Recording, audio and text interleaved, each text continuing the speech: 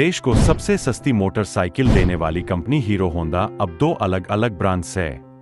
दोनों ही कंपनियों ने अपनी राहें अलग की और फिर अपनी नई मोटरसाइकिलें लॉन्च की। आइए जानते हैं हीरो और होंडा के अलग होने की कहानी। हीरो होंडा, ये दो शब्द अपने आप में एक मोटरसाइकिल को डिफाइन करने के लिए काफी थे।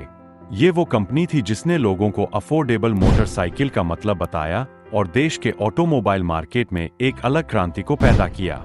लोगों की जुबान पर रहने वाला ये नाम दरअसल हीरो और होंडा दो कंपनियों को मिलाकर बना था। लोग लंबे समय तक इसे एक ही कंपनी समझा करते थे। देश को लंबे समय तक सबसे सस्ती मोटरसाइकिल देने वाली ये कंपनी दो कंपनियों की पार्टनरशिप से बनी थी। लेकिन एक ऐसा भी दौर आया जब इन दोनों कंपनियों ने अलग अलग रास्ते ले लिए। इसके साथ ही दो नए बाइक ब्रांड्स ने देश में दस्तक दी। लेकिन मुनाफा, नाम और लोगों का विश्वास जीतने के बाद भी आखिर ऐसा क्या हुआ जो हीरो और होंडा को अलग होना पड़ा? क्या होंडा को कोई लालच था या फिर ये बिजनेस की नई स्ट्रेटेजी थी? लेकिन हमेशा से कहा यही गया कि होंडा ने हीरो को धोखा दिया। दोस्तों, वीडियो में आगे बढ़ने से पहले आपसे एक रिक्वेस्ट है। अगर आप हमारे चैनल पे पहली बार आए हैं तो चैनल को सब्सक्राइब जरूर कर ले ताकि ऐसी इंफॉर्मेशन वीडियो को आप मिस न कर दे। तो चलिए वीडियो में आगे बढ़ते हैं। हीरो की बात की जाए तो इसकी नींव ब्रजमोहन लाल मुंजाल ने 1956 में रखी थी और ये 29 सालों में ही सबसे बड़ी साइकिल बनाने की कंपनी के तौर पर सामने आई। 80 के दशक तक हीरो अपनी साइकिलों को एक्सपोर्ट करने लगी। इसी दौरान मुंजाल ने देखा कि मोटरसाइकिल का बाजार भी तेजी से बढ़ रहा है। इस दौरान इंडिया में मोटरसाइकिल के नाम पर कुछ ही ऑप्शन थे और जो थे वो भी किफायती किसी भी लिहाज में नहीं थे। अब मुंजाल ने इसके लिए प्लान किया और किसी विदेशी कंपनी के साथ बेहतर टेक्नोलॉजी की मोटरसाइकिल को इंडिया में लॉन्च करने की योजना पर काम करना शुरू किया। इसी के चलते ब्रजमोहन ने होंडा को बिजनेस प्रपोजल भेजा। होंडा भी इस दौरान इंडियन मार्केट में उतरने की सोच रही थी और हीरो का प्रपोजल उसे पसंद आ गया। दोनों कंपनियों ने 1984 में एक एग्रीमेंट तैयार किया।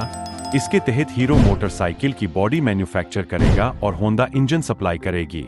इसके साथ ही एक और समझौता हुआ, वो था कि दोनों ही कंपनियां कभी भी राइवल्स के तौर पर अपना प्रोडक्ट लॉन्च नहीं करेंगी। अब आई वो बाइक जिसने किया राज। 1985 में हीरो होंडा की पहली मोटरसाइकिल CD100 लॉन्च हुई। मोटरसाइकिल ने मिडिल क्लास या कहें वर्किंग क्लास को अपना दीवाना बना दिया। लोगों को स्कूटर से ज्यादा माइलेज मोटरसाइकिल में मिल रहा था, साथ ही ये लुक्स में कमाल की थी। हीरो होंडा की सक्सेस देख बजाज ने भी मोटरसाइकिल बनाने में हाथ आजमाया। वहीं सुजुकी, यामाहा और TVS ने भी देश में एंट्री ले ली। अब एक बुरा दौर आया। जापानी करेंसी में उछाल के साथ ही स्पेयर पार्ट्स महंगे होने लगे और हीरो के लिए किफायती बाइक बनाना दिनों दिन मुश्किल होने लगा। साथ ही कंपीटिटर्स भी हीरो के मार्केट को तोड़ने लगे। लेकिन लोगों का विश्वास कंपनी नहीं तोड़ना चाहती थी और इसी के चलते हीरो ने नुकसान में लोगों को किफायती मोटरसाइकिल लंबे समय तक बेची। 1990 में डॉलर का एक्सचेंज प्राइस रेगुलेट होने के बाद कंपनी को कुछ आराम आया और फिर एक बार प्रॉफिट का दौर शुरू हो गया। कुछ ही सालों में कंपनी का प्रॉफिट $10 मिलियन को भी पार कर गया। अभी तक ये कहानी काफी अच्छी दिख रही थी, लेकिन हीरो और होंडा में अनबन का दौर शुरू हो गया था। होंडा कुछ ज्यादा चालाक निकली थी। दरअसल हीरो होंडा की मोटरसाइकिलें इंडिया के साथ बांग्लादेश, पाकिस्तान, नेपाल और भूटान में ही एक्सपोर्ट हो रही थीं। लेकिन होंडा अमेरिका और रूस जैसे विकसित देशों में अपनी मोटरसाइकिलों को एक्सपोर्ट कर रही थी और हीरो पर यह करने की पाबंदी थी। अब हीरो चाहकर भी होंडा से अलग नहीं हो सकती थी, क्योंकि इंजन के लिए वे होंडा पर ही निर्भर थे। अब हीरो ने इंजन मैन्युफैक्चरिंग का काम शुरू किया। हालांकि हीरो ने इस इंजन के साथ बाइक मार्केट में नहीं उतारी थी। होंडा को जब इस बात का पता चला तो दोनों कंपनियों के बीच की अनबन बढ़ने लगी।